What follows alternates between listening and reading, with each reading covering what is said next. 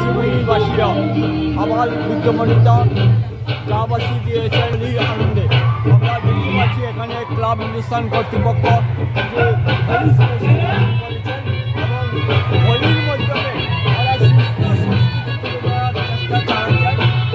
প্রতি বছর এবার হোলি স্পেশাল আয়োজন করেছেন ক্লাব হিন্দুস্তান কর্তৃপক্ষ। এখানে সুস্থ সংস্কৃতি তুলে ধরার প্রয়াস। কী বলবেন? আমরা গত 5-6 বছর থেকে আমরা অনেকদিন আগে দেখেছি যে রংখেলার দিন বিভিন্ন মানুষ বিভিন্নভাবে চলতে দেখেছি। সেই পরিবেশটাকে সুন্দর করার জন্য আমরা এই আয়োজনটা আমরা 6 বছর আগে আমরা স্টার্ট করেছি। দেখা গেছে এটা অনেক ইমপ্রুভ পেয়েছি আমরা এই প্রোগ্রাম করতে গিয়ে।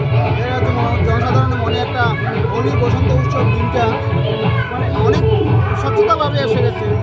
আমরা আগামীতে চাই এইরকম যাতে সবসময় স্বচ্ছতা নিয়ে আমরা করতে পারি আর সবাই স্বচ্ছতা নিয়ে চলতে পারে, সুন্দর শান্তশিষ্টভাবে যে আমরা হোলির দিনটা পালন করতে পারি সেটাই নিয়ে আমাদের চিন্তাধারা। আগামীতে অনেক চিন্তাধারা আছে সেইভাবে যাতে সুন্দর একটা পরিবেশ আমাদের ঠিকঠাক থাকে। এখানে আরেকজন কর্মকর্তা রয়েছেন, আমরা জেনে নেব। যেহেতু হোলির মাধ্যমে আপনাদের বাচ্চাদের আরম্ভ করে মধ্যবয়স্ক যারা সবাইকে আনন্দে সামিল হন এবং আপনারা সামিল হওয়ার প্রয়াস নেন, কী বলবেন? নমস্কার। আয়োজন করেছি সবাই মিলে সকাল থেকে দুপুর 12টা পর্যন্ত। আমরা সবাই সাংস্কৃতিক অনুষ্ঠানের মাধ্যমে এরকম ভালো হয়, সবাই সুন্দর উৎসব পরিবেশে সুন্দর মতো করতে পারে, এটাই আমরা আয়োজন করেছি। হ্যাঁ, আরেকজন কর্মকর্তা রয়েছেন, আমরা জেনে নেব। ক্লাব হিন্দুস্তান কর্তৃপক্ষ হোলির আনন্দের মাধ্যমে একটি বিশেষ প্রয়াস নেন সুস্থ সংস্কৃতি ধরে রাখার জন্য, কি বলবেন? মাধ্যমে আমাদের এই প্রোগ্রামটা চলুক এবং সবাই আশীর্বাদ যাতে আমরা পাই এবং পেয়েও আসি এবং এখানে যেভাবে হচ্ছে সুন্দরভাবে হয়, প্রতি বছরই হয়। আর আমরা চেষ্টা করে যাচ্ছি কিছু নতুন করার জন্য। যেমন গতকালকে আমরা হোলিকা দহন করেছিলাম।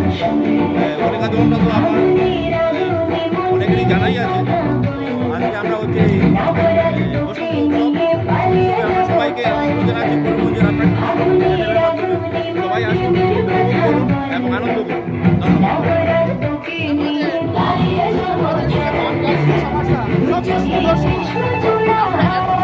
ধন্যবাদ।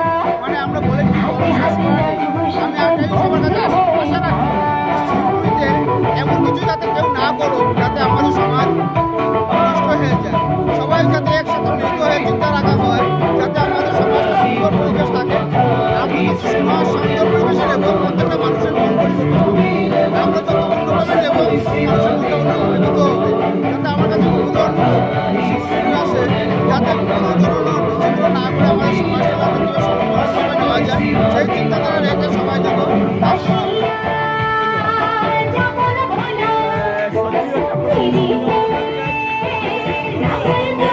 সবাই বাচ্চাদের আনন্দ